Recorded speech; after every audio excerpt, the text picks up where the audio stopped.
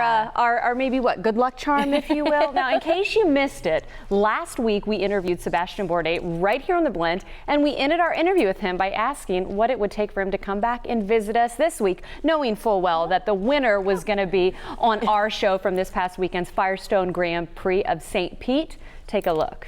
I know your days are packed, but we're actually going to have the winner come back in studio. So, Sebastian, what's it going to take for you to be coming back to our studios? Just the perfect weekend. You know, we need to unload fast and make the right changes. Please get out there and enjoy the weekend. Good luck. Good luck. We hope to see you Monday in studio. All right, there you have it. He did it. Bourdais went from last to first to take the checkered flag. With the win, the St. Petersburg resident passed Bobby Unser to take sole possession of the 6th place on the all-time win list in IndyCar, and really kicking off the season with a win doesn't get much better. Maybe the victory hug from your wife probably gets much better, but still, kicking the IndyCar season off with a win. And of course, Sebastian Bourdais in studio with us again to talk about that victory.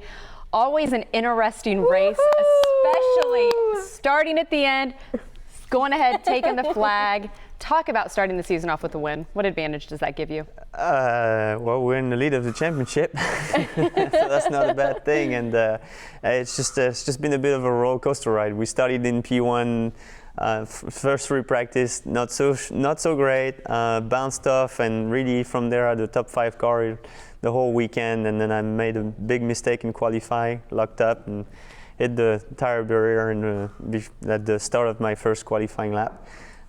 So that set us back pretty good and started last. And you know, from there it was an uphill battle, but things came our way and it worked out. Let's be honest, before we started, you said on Saturday you thought, what on earth are we going to do? How do I get myself out of this hole? Yeah, it's a tough race on strategy to come from the back like that. The windows are small, the opportunities to recover are very, very, very limited. So, you know, we benefited from that. Obviously, that wreck on lap 1, which moved us up some. There were quite a few cars with some damage, so I think we got out of that 16th or something. Then we passed a few cars, and you know, we made some headways, and then we stopped at the turn we're supposed to stop. At the lap we're supposed to stop around lap 18, 20, and you know, when the yellow came out for debris, that cycled us to the front and made a pass for the lead, and never really looked back from there.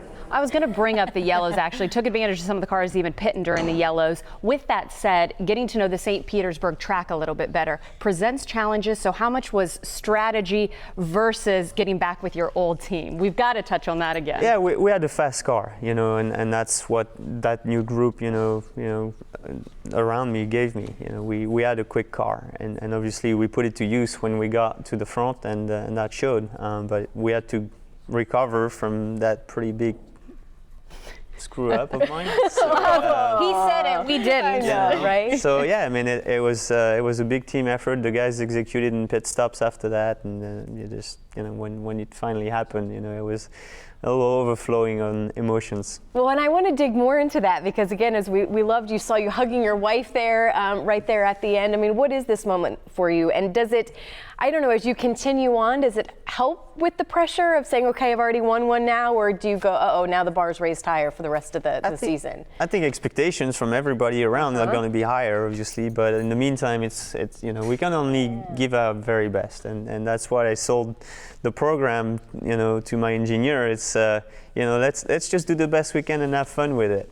And you know, Saturday wasn't so fun, so I kind of let him harping on that. No, you but can tell that was it was like, emotional, you know, it was one of those where it's like, oh boy, that didn't work out so good, right? I mean, I'm trying to sell him some, you know, let's go and reunite and have some fun and you know, try and win races, and I crashed the car in lap 1. It's like really that We can't love happen. a good Cinderella story, though. That's yeah, great. and that's exactly what it was. And so last night, you know, we had the big gathering with all the team. We had them over at home, and it was, you know, so you have fun this afternoon? It's like, yep, that was a lot of fun. So, you know, kind of made up for it, and it was a tough race. It was a physical race, pretty much qualifying laps one after another, and it's just so awesome when it turns out that way. I'll say, got the checkered flag, and again, you got to say you had the team over to your house. St. Petersburg resident had to be extra special, and thank you for coming on today. Congratulations, and good luck the rest of the season. Thank We you feel very like we're much. buds now. I We know. feel like we're kind of family. Come back anytime. There's another race next weekend, so if we win, maybe we can come back. Whatever it Sounds takes, good. Sebastian. Whatever it takes. Because Morning Blend, we have a new favorite IndyCar driver in Thank this you one. so much. Thank you.